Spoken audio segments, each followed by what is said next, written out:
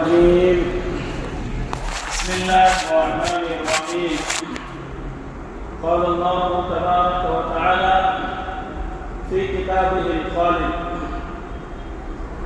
قد أفلح المؤمنون الذين هم في صلاتهم خاشعون.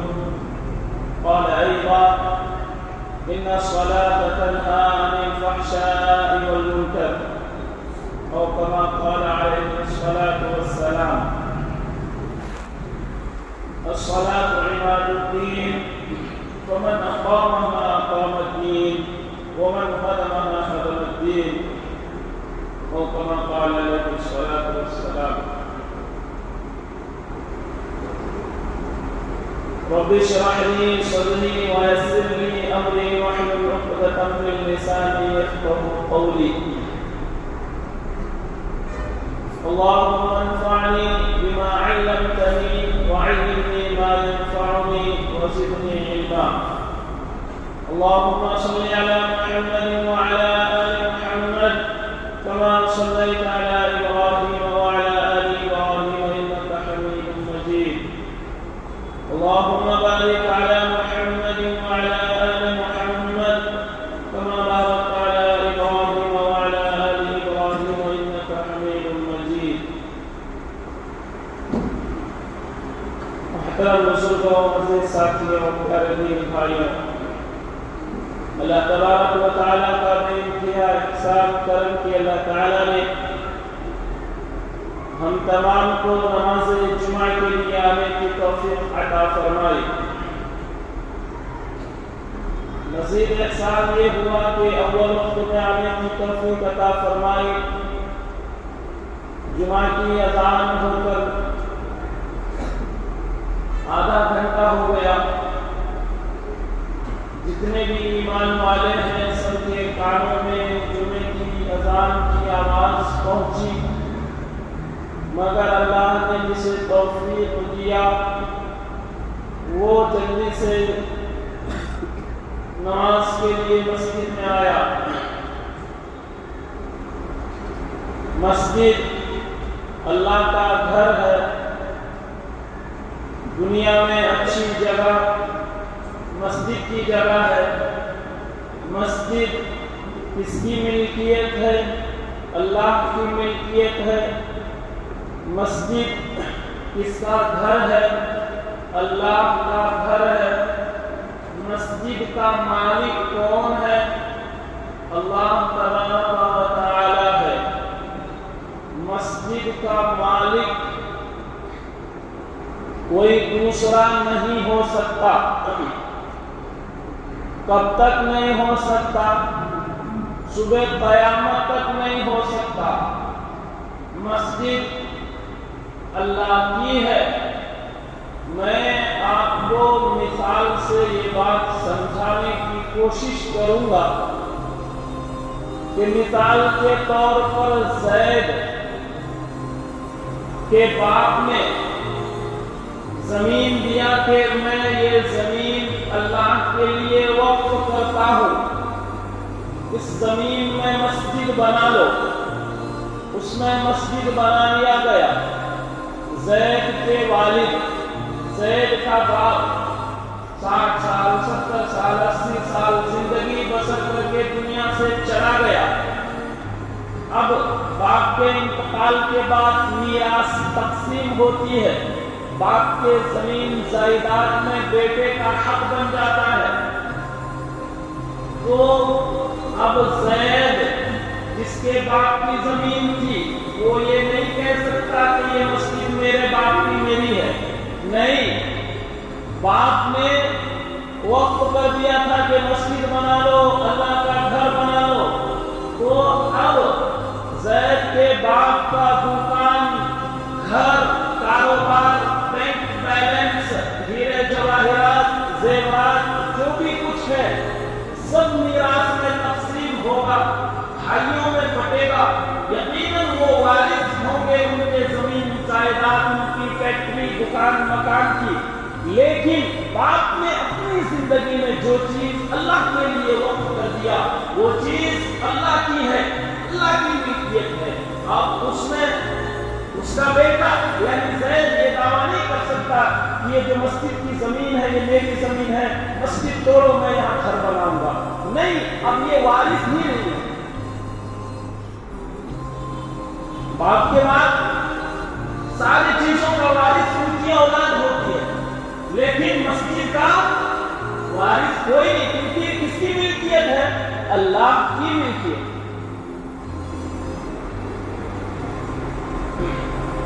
तो मस्जिद अल्लाह का घर है। मस्जिद में अव्वल वक्त में आए, कुरान में भी है, या अय्युहल्लज़ीना आमनू इज़ा नूदिया लिस्सलाति मिन यौमिल जुमअति फस्अऊ इला ज़िक्रिल्लाहि व ज़रूल बैअ ज़ालिकुम खैरुल लकुम इन कुंतुम तअलमून। तो जुमा की अज़ान हो जाती है, हर मुसलमान के ऊपर जरूरी है कि अपना काम काज छोड़कर अल्लाह की इबादत के लिए मस्जिद में आए। मैं बताना ये चाह रहा हूँ कि मस्जिद में आकर बैठ जाना, मस्जिद में आकर बैठ जाना बाइक़े सवाब है। एक आदमी मस्जिद में आया, कुरान खोलकर बैठ गया, कुरान पढ़ने लगा। एक आदमी मस्जिद में आया, हाथ में तस्बीह पढ़ने लग गया। एक आदमी मस्जिद में आया, खामोश से अदब से बैठ गया। तीनों को सवाब मिलेगा, तीनों नेकी के हकदार है।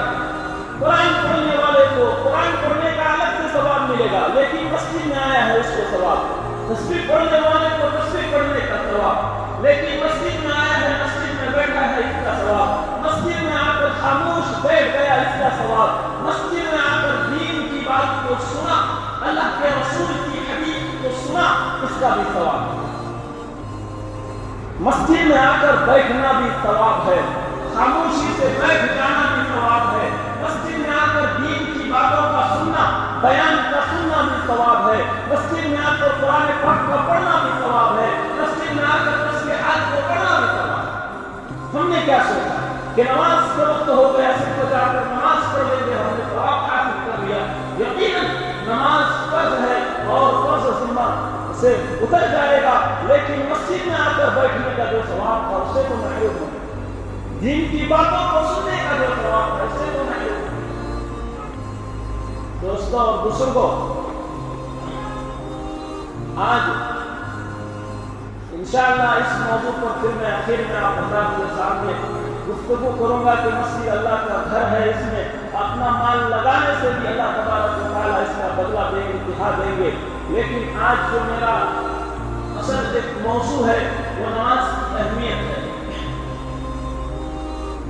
आज हमारे मुल्क में ये सूरत हाल पैदा हो गया कि मुस्लिम नौजवान आई लव मोहम्मद का बोर्ड लगाकर, इश्तिहार छिपवाकर, पर्चे बनवाकर गली मोहल्लों में, सड़कों में नारेबाजी कर रहे हैं कि हम तो नबी से मोहब्बत करने वाले, हम तो नबी के आशिक हैं, हम तो नबी के दीवाने हैं, हम तो नबी पर जान लुटाने वाले हैं, हम तो नबी से इश्क करने वाले हैं। नबी की मोहब्बत हमारे सीनों में कूट कूट कर भरा हुआ है। नबी की मोहब्बत में हम गर्दन कटाने को तैयार है, नबी की मोहब्बत में हम जेल जाने को तैयार है। लिहाजा हम तो नबी से मोहब्बत करने वाले हैं। लेकिन इन नबी के दीवानों से, नबी के आशिकों से पूछा जाए, नबी की उल्फत के दम भरने वालों से पूछा जाए कि जरा बताओ तो सही कि नबी पाक सल्लल्लाहु अलैहि वसल्लम जिस मकसद के लिए दुनिया में आए, नबी पाक सल्लल्लाहु अलैहि वसल्लम जो पैगाम दुनिया से लेकर गए, नबी ने आखिरी वक्त में जब नबी का विशाल होने वाला था, नबी ने जो वसीयत की, क्या तुम्हें इसका भी अंदाजा है? नबी की आंखों को ठंडक किससे पहुंचती है, क्या तुम्हें इसका भी पता है? नबी पाक सल्लल्लाहु अलैहि वसल्लम क्या कहकर गए? और तो और कि हमारा यकीन है, आमनतु बिल्लाहि व मलाइकतिही व कुतुबिही व रुसुलिही वल यौमिल आखिर वल क़द्रि खैरिही व शर्रिही मिनल्लाहि अअला वल बअथ बअदल मौत। हमारा ईमान है, हमारा अकीदा है कि मौत के बाद हमें दोबारा जिंदगी मिलेगी, मौत के बाद हमें दोबारा जिंदा किया जाएगा। मिन्हा खलक़नाकुम व फीहा नुईदुकुम व उखरा, अल्लाह तबारक व तआला ने मट्टी से हमारी तखलीक की है, मट्टी में मिलाएंगे, अल्लाह तबारक व तआला इस मट्टी से हमें दोबारा जिंदा करेंगे। हमारा ये अकीदा है, हमारा ये मानना है, हमारा ये ईमान है। अगर कोई मुसलमान इस पर ईमान नहीं रखता कि अल्लाह तबारक व तआला हमें मार देगा, हमें मौत आ जाएगी, हम नमन मिट्टी के नीचे दब जाएंगे, हम सब खत्म हो जाएंगे, हमारा जिस्म बोसीदा हो जाएगा, फिर अल्लाह तबारक व तआला हमें कैसे जिंदा करेगा? अगर कोई इस पर इश्काल पैदा करता है, अगर कोई इसको नहीं मानता अल्लाह तबारक व तआला मौत के बाद दोबारा जिंदा करेंगे, तो उसके पास ईमान नहीं है, वो मोमिन नहीं है। उसको कलमा पढ़ना चाहिए, उसको दोबारा निकाह करना चाहिए। उसका निकाह फासिद हो गया, उसका निकाह उसकी बीवी से टूट गया, उसकी नमाज नहीं होगी, उसका रोजा नहीं होगा, उसका हज नहीं होगा, उसका ज़कात नहीं होगा, जब तक कि मुसलमान इस पर ईमान नहीं आता। अल्हम्दुलिल्लाह हम सब का ईमान है कि अल्लाह तबारक व तआला मौत के बाद दोबारा जिंदा करेंगे और रोज़ महशर के जहाँ गुदार ज़बूवत अव्वले में खुशिश नमाज बुवत, ये लोगों महशर का दिन बड़ा सख्त और होलनाक होगा, बड़ी खतरनाक और खतरनाक होगी। और उस दिन सबसे पहले रोज़ महशर के जहाँ गुदार ज़बूवत महशर के दिन सबसे पहले अव्वले में खुशिश नमाज बुवत, नमाज के बारे में पूछ होगी, नमाज का हिसाब किताब होगा।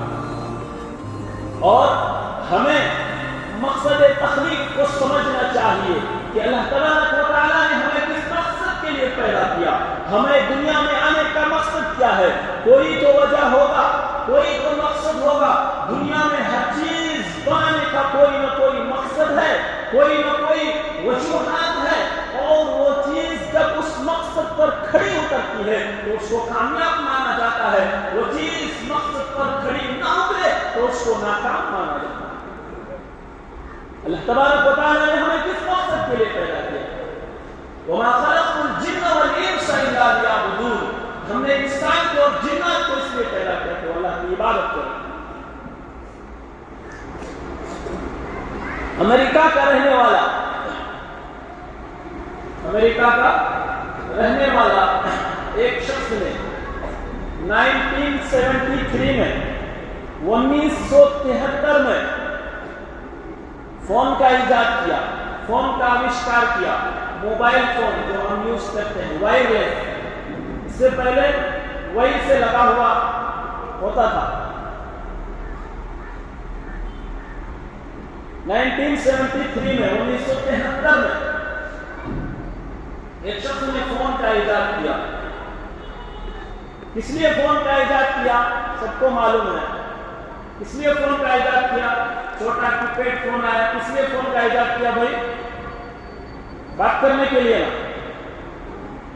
बात करने के लिए ना इजाद किया। फोन बनाया तो 1973 में, उससे पहले भी थी, वही लको रहता था, हर जगह नहीं लेको जा सकते, रास्ते में नहीं, ऑफिस में नहीं, कई मेहमान जा रहे तो वहां लेको नहीं जा सकते थे। वायरलेस फोन जेब में रखो, कहाँ ले ले भेजा नहीं।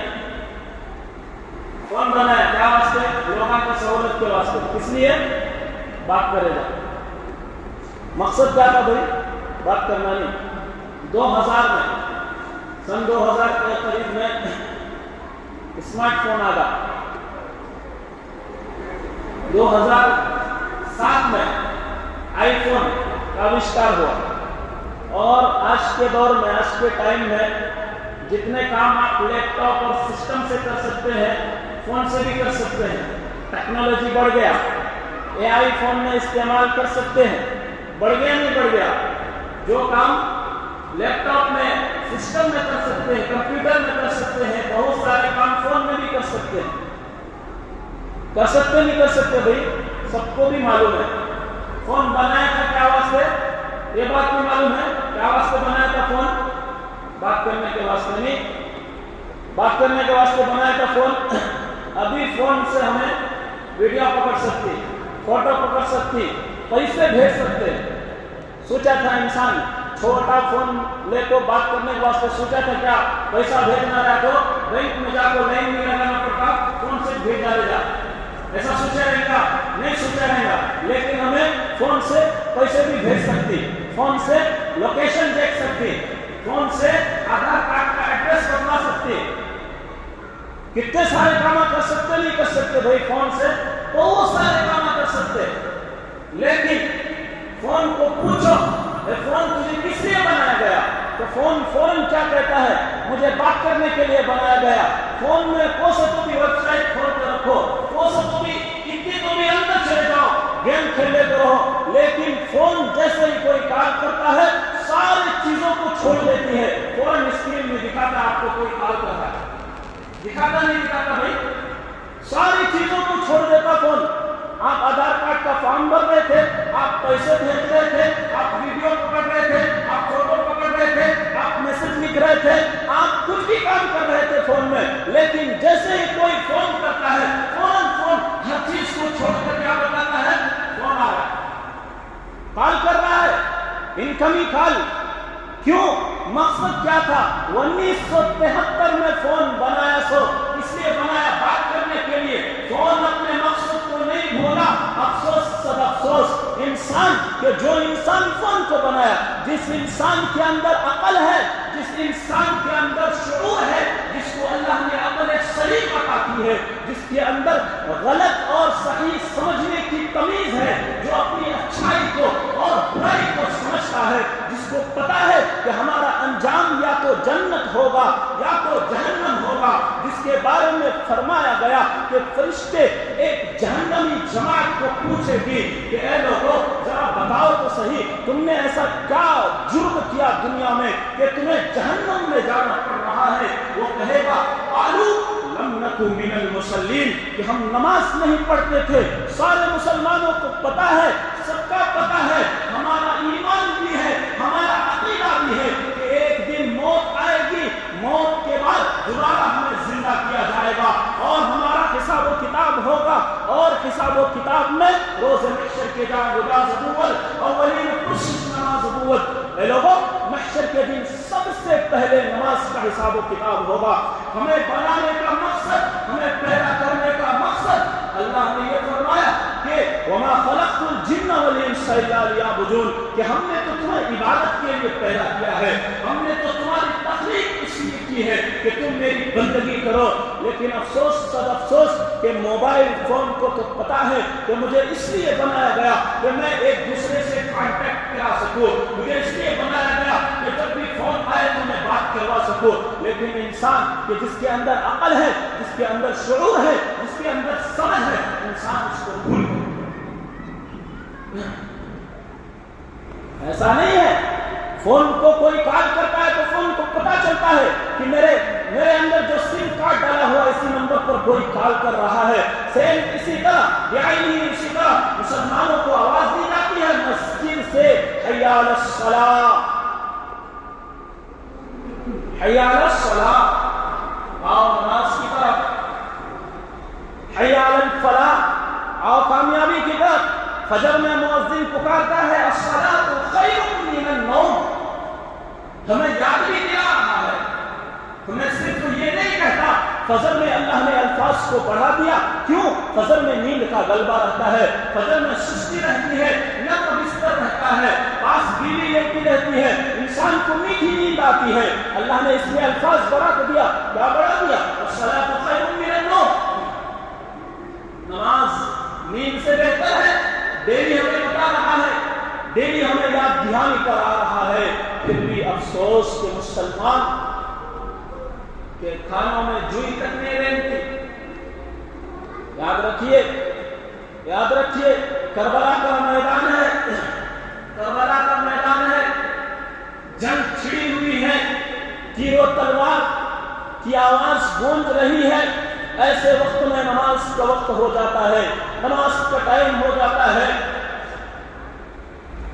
नबी के आशिक, नबी के दीवाने, नबी के कलमा पढ़ने वाले, अल्लाह की अकीदत को अपने सीनों में भरने वालों को फिक्र पैदा हो जाती है कि अल्लाह के रूबरू सजदा रेज़ होने का वक्त आ गया है। आवाज लगाते हैं कि ऐ लोगों सुनो, کر دی جائے، جنگ کو روک دیا جائے، تیر و تلوار کی گھنگھناہٹ کو، تیر و تلوار کی چنچناہٹ کو روک دیا جائے تاکہ اللہ کے سامنے سجدہ ریز ہو جائے۔ لیکن اس طرف سے آواز آتا ہے کہ ہم جنگ روکنے کو تیار نہیں ہیں۔ دوستو اور بزرگوں، جہاں گردنیں کاٹی جا رہی ہو، جہاں خون کے پھوارے اڑ رہے ہو، جہاں سر سے جو ہے اپنے بدن سے سر جڑا ہونے کا خطرہ ہو، جہاں تیر و تلوار کی بوچھائیں ہو، وہاں جب نماز کا وقت ہوتا ہے تو صحابہ کرام موت نہیں ستاتی ہے، موت کا خوف نہیں ہوتا ہے، یہ خوف نہیں ہوتا ہے کہ ہمارے اوپر تیروں کی برسات کر دی جائے گی، تلواروں کو پھیر دیا جائے گا ہمارے سروں پر، لیکن نہیں، انہوں نے کیا کیا؟ چھوڑتے تو ان کے لیے جائز تھا، بعد میں پڑھ لیتے، لیکن نہیں، انہوں نے امت محمدیہ کو، امت مسلمہ کو یہ پیغام دیا، یہ میسج دیا کہ آدھی لوگ نماز پڑھے، آدھی لوگ جہاد کرے، آدھی لوگ جنگ کو جاری رکھے اور آدھی لوگ نماز پڑھے۔ دوستوں اور بزرگوں، یہ بتا دیا کل روز محشر، روز قیامت جب اللہ کا سامنا ہوگا، ہم اللہ کے سامنے یہ عذر پیش نہیں کر سکتے، اللہ میرے تو کاروبار لمبا تھا، مجھے تو نیند بہت آتی تھی، مجھے تو سستی آتی تھی، مجھے تو اٹھنا ہی نہیں ہوتا تھا، میرے تو نوکر چاکر تھے، میرے تو بیوی بچے تھے، میری طبیعت ٹھیک نہیں تھی، مجھے وقت نہیں ملتا، کوئی بہانہ، کوئی اور فرصت نہیں چلے گا۔ کیوں کہ تلوار کے نیچے بھی اللہ کے سامنے سجدہ کر کے دکھایا، تلوار کے نیچے بھی اپنے سر کو جھکایا۔ ہم اللہ کے سامنے یہ بہانہ نہیں کر سکتے۔ اللہ نے پیدا ہمیں اس لیے کیا کہ ہم اللہ کی عبادت کریں، مقصد یہی ہے۔ اور مسلمانوں کی علامت ہے من ترک الصلاة متعمدا فقد کفر، جس نے جان بوجھ کر نماز چھوڑی اس نے کفر کیا۔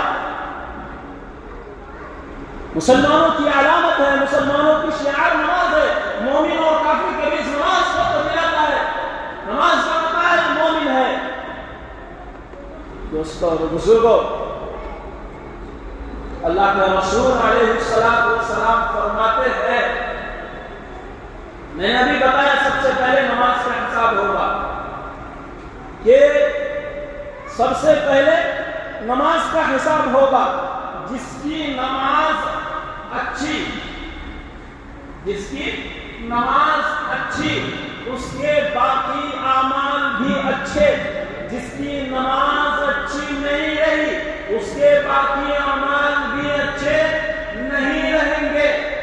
جو نماز کے معاملے میں پھنس گیا، اٹک گیا، وہ باقی معاملوں میں بھی اور زیادہ اٹک جائے گا اور زیادہ پھنس جائے گا۔ اس لیے مسلمانوں، نماز ایمان کے بعد سب سے مقدم چیز ہے۔ ایمان کے بعد نماز کا درجہ ہے۔ جس کی زندگی میں نماز نہیں ہے، جس کی زندگی میں نماز نہیں ہے، وہ یاد رکھ لے کہ اس کا ایمان بھی اللہ پر کامل نہیں ہے۔ اللہ پر کامل ایمان ہونا، نماز کا ہونا، کامل ایمان نہیں ہونا، نماز کا نہیں ہونا، اللہ کے لیے محبت دل میں نہیں ہونا۔ دوستوں اور بزرگوں، میں آپ کو بتاؤں کہ اولاد سے محبت صرف یہی ہے کہ میرا بیٹا، میرا لال، میرا پیارا، میرا جگر کا ٹکڑا نہیں۔ اولاد سے محبت کئی ساری چیز ہے۔ وہ چھوٹا ہے، اس کے لیے کھانے پینے کا انتظام کرنا، بیمار ہو گیا دوائی کا انتظام کرنا، کپڑے کی ضرورت ہے کپڑے کا انتظام کرنا۔ اگر کوئی انسان یہ کہے مجھے میری اولاد سے محبت ہے، بچہ بیمار ہے دوائی نہیں دلا رہا، کپڑا پھٹا پرانا پہنا ہے کپڑا ہی نہیں دلا رہا، کھانے کو ترس رہا ہے کھانا نہیں دے رہا، پھر بھی کیا بول رہا میں میرے بچے سے محبت کرتا ہوں۔ ایسے ہی بول رہا ہوں میں کہ ہم لوگ کیا کہیں گے اسے؟ نہیں بھائی تو جھوٹ بول رہا، تو محبت نہیں کرتا۔ بولیں گے نہیں بولیں گے؟ تو اگر واقعی میں محبت کرتا تو اس کی ہر چیز کا خیال ہے۔ تو اگر ہم اللہ پر کامل ایمان رکھتے، اللہ پر ہم مکمل ایمان رکھتے، اللہ کی محبت ہمارے دل میں رہتی، تو ہم نماز بھی پڑھتے، ہم اللہ کی عبادت بھی کرتے، اللہ کی تسبیح بھی کرتے۔ پتا چلا کہ ایمان ہمارا قابل نہیں ہے. اور یاد رکھیے کہ جس کی زندگی میں نماز نہیں ہے وہ قبر میں بھی اٹک جائے گا, وہ حشر میں بھی اٹک جائے گا, اور اس کا ٹھکانہ جہنم ہو جائے گا. پڑھ نماز پن جگانا, نہ کر کوئی بہانہ, کسی میں ہے تیری جنت ورنہ دوزخ ہے تیرا ٹھکانہ. دوستوں اور بزرگوں, ہم تمام نماز کی پابندی کریں گے انشاءاللہ. 5 وقت کی نماز پابندی سے پڑھیں گے انشاءاللہ. میں بتا رہا تھا کہ مسجد اللہ کا گھر ہے, مسجد کسی کی ملکیت نہیں ہے. چاہے کسی کے باپ نے مسجد کی زمین وقف کی ہو, کسی نے مسجد بنوا دی ہو, اس کی اولاد یہ دعویٰ نہیں کر سکتی کہ میری مسجد ہے, میری زمین ہے. نہیں, مسجد کس کی ملکیت ہے؟ اللہ کی ملکیت ہے. مسجد کس کا گھر ہے؟ اللہ کا گھر ہے. مسجد میں آ کر خاموش بیٹھے رہنے سے بھی نیکی ملتا رہتا ہے. مسجد فرشتوں کا ماحول رہتا ہے. مسجد میں اللہ کے معصوم فرشتے اللہ کی حمد و ثنا کر رہے ہوتے ہیں. تو مسجد کا کام چل رہا ہے, مسجد کا کام چل رہا ہے. غالباً ہارون رشید کے بارے میں واقعہ لکھا ہے کہ انہوں نے اعلان کیا, بادشاہ تھا, اعلان کیا کہ میں مسجد بناؤں گا. غریب آدمی نے ایک اینٹ لا کر ڈال دی. بادشاہ خواب دیکھا کہ اس کو بھی جنت میں محل ملا ہے. تو بادشاہ نے پھر عام اعلان کیا کہ سب کے لیے عام ہے, جو کچھ ملانا چاہے ملا سکتا ہے.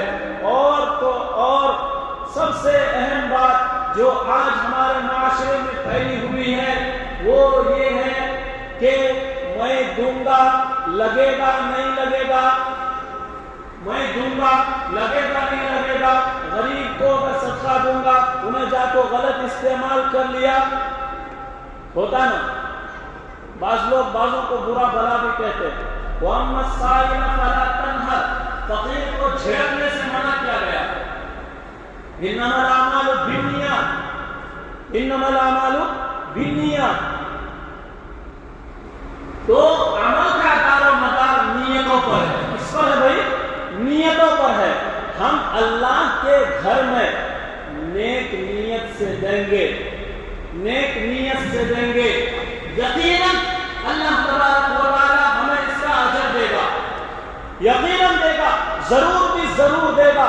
ہم خالص اللہ کی رضا کے لیے اللہ کے گھر میں دیں. من بنا مسجدا للہ بنى اللہ لہ بیتا فی الجنۃ مثلا, جو اللہ کے لیے مسجد تعمیر کرے گا اللہ اس کے لیے جنت میں محل بنائے گا, محل بنائے گا. لیکن ضروری نہیں ہے کہ ہم پوری مسجد بنائیں. اللہ نے ہمیں جتنی استطاعت دی ہے, جتنی ہمیں طاقت ہے, ہم اخلاص کے ساتھ اللہ کی رضا کے لیے, اللہ کی خوشنودی کے لیے, اللہ میں میری ذات سے تیری گھر کے لیے اتنا کر سکتا تھا, میں اتنا کرتا ہوں. کام چل رہا ہے, آنکھوں کے سامنے ہے. کوئی جلی دلانا چاہے, کوئی سیمنٹ دلانا چاہے, کوئی کمبی دلانا چاہے, کوئی اینٹیں دلانا چاہے, اپنی مرضی. سامان ہی دلا سکتا ہے, سامان ہی دلا دے. ورنہ ہم نے آنکھوں سے ایسے لوگوں کو دیکھا ہے, ہم نے ایسے لوگوں کے بارے میں سنا ہے کہ جو لاکھوں روپے اللہ کے لیے دیتے ہیں اور لاکھوں کا مجمع ہوتا ہے, منع کر دیتے ہیں. میں یہ رقم دے رہا ہوں مسجد کو, میں یہ رقم دے رہا ہوں مدرسے کو, میں یہ رقم دے رہا ہوں غریبوں کے لیے, میں یہ رقم دے رہا ہوں مسکینوں کے لیے, لیکن میرا نام ظاہر نہ کیا جائے. ایسے لوگوں کو ہم نے دیکھا, ایسے لوگوں کو ہم نے سنا, ایسے لوگوں کے بارے میں ہم جانتے ہیں. لاکھوں روپے دیتے لیکن اپنا نام تک ظاہر کرنے سے منع کرتے کہ میرا نام نہ لیا جائے. بنگلور کا واقعہ, 7 کروڑ کی مسجد بنا ایک شخص نے, 7 کروڑ روپے لگا کر مسجد بنایا.